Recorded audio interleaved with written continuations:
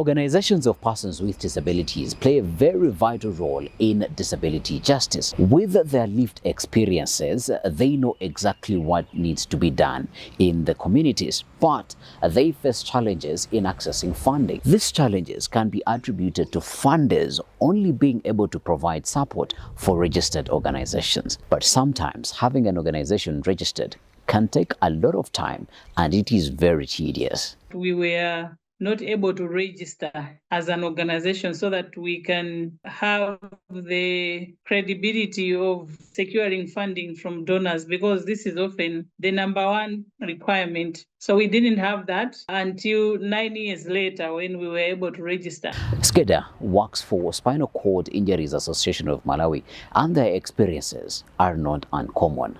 Unable to register and access their own funding, OPDs oftenly partner up with large organizations on funded programs. However, these partnerships are rarely equal, leaving OPDs without say in how the work can be done effectively. In the 9 years that we were working on registration, we were still working. We were doing a lot of partnering with other organizations. The arrangement with these organizations was that the funding was given to them and managed by them. Us, we were just providing peer support services. It is very unfortunate that when OPDs try to negotiate back some power to this funding, they risk losing it all. When we started reviewing and seeing what was happening within the movement, we realized that we needed to revisit this kind of partnerships. We felt that we were giving more and not getting the desired support that we needed to get. That kind of discussion, when we went back to the table with the partners to tell them that we feel this kind of partnership is not working for us, we would want to get the funding directly, it brought some tension. Did you and your team anticipate this tension? Ours was just asking for a partnership out of respecting what each partner is bringing up to the table. Then if this is the case and reality sometimes, how can OPDs and disability justice activists negotiate for fair funding opportunities? The equality has to come in terms of principles of what binds that kind of partnership.